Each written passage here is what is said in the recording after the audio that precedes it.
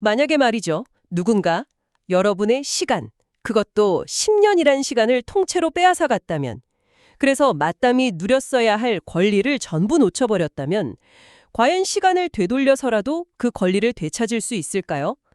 오늘 저희가 살펴볼 자료들이 바로 이 엄청난 질문에 대한 대한민국 대법원의 답이라고 할 수 있겠습니다. 네, 이게 2025년 7월 3일에 나온 판결인데요. 한 기업이 10년 동안이나 진짜 노조를 배제하려고 이름만 노조인 걸 내세운 거죠. 아, 그 소위 어용노조라고 하는. 맞습니다. 그래서 핵심 쟁점은 이거였어요. 자, 회사가 잘못한 건 알겠다. 근데 이미 다 지나가 버린 과거의 근로 조건을 가지고 다시 협상 테이블에 앉으라고 할 수 있느냐. 바로 이 문제였습니다. 그러니까 법으로 말 그대로 타임머신을 탈 수 있냐 이 문제네요. 네. 오늘 이 판결을 통해서 사용자의 부당 노동행위라는 게 뭔지, 그리고 헌법이 보장하는 노동 3권의 진짜 의미가 뭔지 한번 제대로 파헤쳐 보겠습니다. 이 10년에 걸친 싸움, 대체 어디서부터 시작된 건지 그 배경부터 좀 짚어봐야 할 것 같아요. 모든 건 2011년에 시작됐습니다. 당시에 삼성 에버랜드, 지금의 삼성물산이죠. 여기에 금속노조 산하에 자주적인 노동조합이 딱 생겼습니다. 네.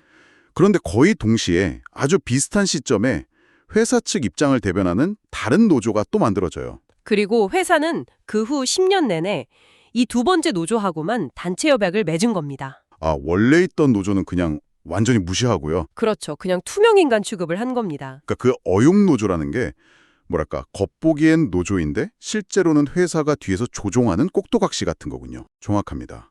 법원도 바로 그 점을 지적했어요.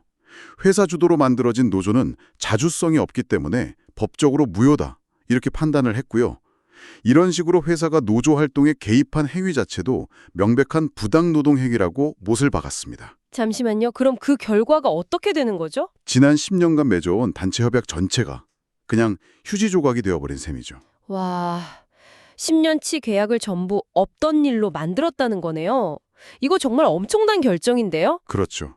그래서 하급심에서도 판단이 완전히 갈렸습니다. 1심 법원은 아니 현실적으로 불가능하다. 어떻게 과거로 돌아가서 임금 협상을 다시 하냐 면서 노조의 요구를 기각했고요. 그럴만도 하네요. 근데 2심은 달랐습니다. 이유가 뭐든 10년간 박탈당한 기본권은 구제해야 한다 면서 회사가 교섭에 응해야 한다고 판결했어요. 완전히 정반대의 결론이었죠. 한쪽에선 과거는 바꿀 수 없다. 다른 한쪽에선 잘못은 바로잡아야 한다. 팽팽했네요. 여기서 이제 대법원이 등판해서 일종의 기준을 딱 세워준 거군요. 네, 바로 그 지점이 아주 흥미롭습니다. 대법원은 일단 원칙은 세웠어요. 원칙적으로는 과거 기간에 대한 교섭 의무는 없다. 아, 원칙은 없다. 네, 법적 안정성을 무시할 수는 없으니까요. 하지만 아주 특별한 사정이 있을 때만 예외를 인정하겠다. 이렇게 길을 열어뒀습니다. 특별한 사정이요? 그게 구체적으로 어떤 거죠? 뭐가 그렇게 특별해야 과거로 돌아갈 수 있는 건가요? 대법원이 세 가지 요건을 제시했습니다. 첫째, 과거의 단체협약이 이 사건처럼 아예 무효여야 하고요. 둘째, 사용자의 명백한 부당노동 행위 때문에 노조의 교섭권이 실질적으로 원천적으로 봉쇄되었어야 합니다.